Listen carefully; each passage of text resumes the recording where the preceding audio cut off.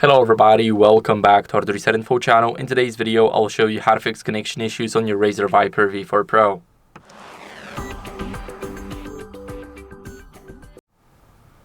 So first, what you guys want to do is if your device is not even connected, make sure that you connect it to this little port right here. This is our dongle, so we need to plug the cable, the dedicated cable from RAZER itself.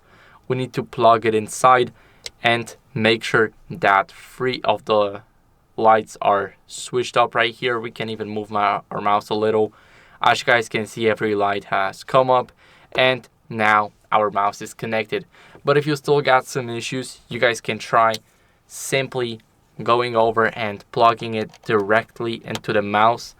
Now you can go over and your mouse is connected, and now we're gonna simply restart it.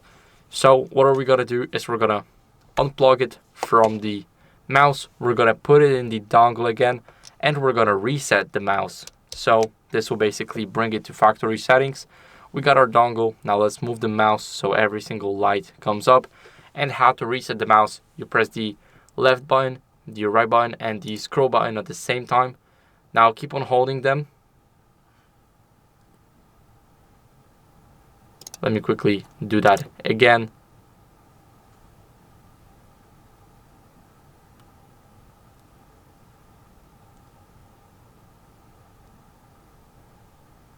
And now I see it on my PC. Let me show you guys that the mouse right here is disabled, so it should soon pop up as available.